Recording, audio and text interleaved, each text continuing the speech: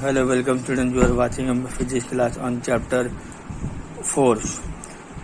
So today I am discussing on the measurement of force. Okay. So some important fact about the forces are as follows. So you must know that a force is expressed in terms of its magnitude and its direction. Okay. So therefore we can say that force is a what? Vector quantity. Okay. Suppose if when two forces act on object in the same direction. Suppose if we push the table in the same direction, then the resultant force that act on the object is equal to the sum of forces. Suppose अगर हम लोग दोनों table को धकेलते हैं आगे की तरफ, तो मेरा फोर्स और आपका जो फोर्स होगा वो दोनों का हम लोग क्या करेंगे, सम करेंगे. अगर वो ऑपोजिट में होगा, जैसे मैं टेबल को अपनी तरफ खींच रहा हूँ, आप टेबल को अपनी तरफ खींच रहे हो, तो हम लोग दोनों अपनी तरफ से खींच रहे हैं, जैसे टग ऑफ वार में होते हैं. तो ऐसी स्थिति में हम रिजल्टेंट फोर्स क्या करेंगे, माइनस करेंगे. ओके. तो when two force act on an object in the opposite direction, then the resultant force is equal to the difference of the forces. Okay. अब आप इसमें देख रहे हो कि यहाँ पे इस तरफ से 10 न्यूटन फोर्स है, इस तरफ धकेल रहा हूँ, और ये ऑपोजिट डायरेक्शन में 5 न्यूटन धकेल रहे हैं. तो नेट फोर्स क्या हो जाएगा, 10 - 5, यानी कि रिजल्टेंट फोर्स क्या आ गया, 5 आएगा. अगर इसका फोर्स भी 10 न्यूटन इधर है, 5 न्यूटन भी अगर इस तरफ होता, तो दोनों का हम क्या करते हैं, प्लस करते. Okay. Suppose if two equal forces act on object in opposite direction, अगर यहाँ का फोर्स और यहाँ का फोर्स दोनों तरफ फोर्स अगर इक्वल रहेंगे तो रिजल्टेंट फोर्स क्या हो जाएंगे, 0. जैसे मान के चलो कि यहाँ पे 10 न्यूटन फोर्स अप्लाई किया, यहाँ पे भी 10 न्यूटन फोर्स अप्लाई किया, तो ऑपोजिट डायरेक्शन में है 10 - 10, तो रिजल्ट फोर्स क्या हो जाएगा, 0 हो जाएगा. ओके. द ऐसे unit of force is what, Newton.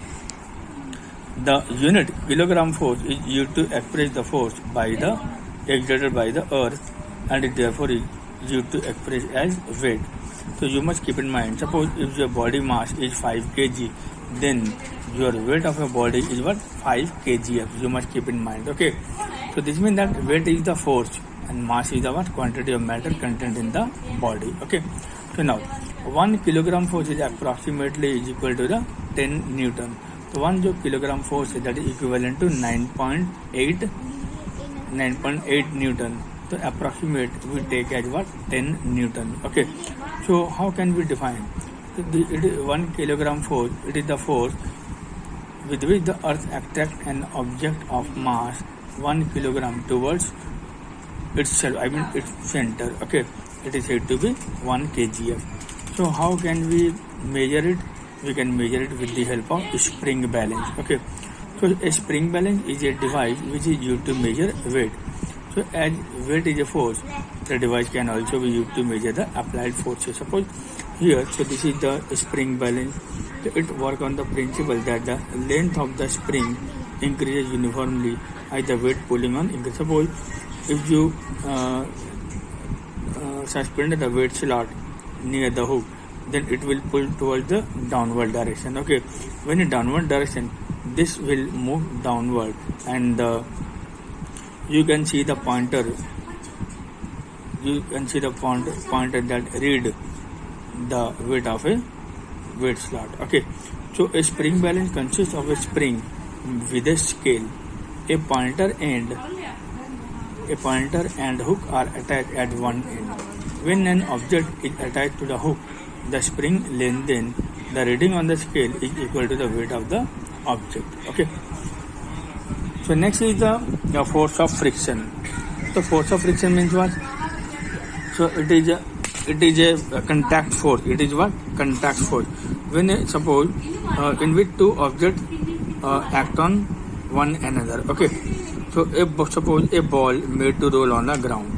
When a ball is made to roll on the ground, then its speed what, decreases and comes to rest after some time. So this is due to the frictional force. The friction acts against the movement of the ball when it is in contact with the ground. Okay. So what are the factors affecting the friction? So the two most important factors that affect the friction are, the number one is the nature of surface in contact, and the weight of the object moving on the surface. Okay, so let's discuss on the nature of the surface in contact. Any surface, whether maybe a smooth one or rough one, but in case of smooth one, so there is small irregularity in the form of what grooves and ridges. So we can see these using a powerful magnifying glass or a microscope. So when surface moves over another, the irregularity gets stuck against each other and slows down the object. So therefore, a rough object offers greater friction than a smooth or surface. Some substances offer more friction in general than others. As for example, suppose rubber more than steel. Okay. So now activity we have to discuss that how will you prove that friction depends on the nature of the surface in contact. So first you have to some required the material, namely book, tennis ball, chalk, ruler, carpet or mat. So first of all, lean a book against one or two other book to create a slope on a floor. Okay, then release the tennis ball from the top of the slope. Mark how far it rolls and measure the sustained. So repeat the experiment on a rougher surface such as carpet or a table and measure the distance. So you will observe the tennis ball move farther on the floor than on the carpet.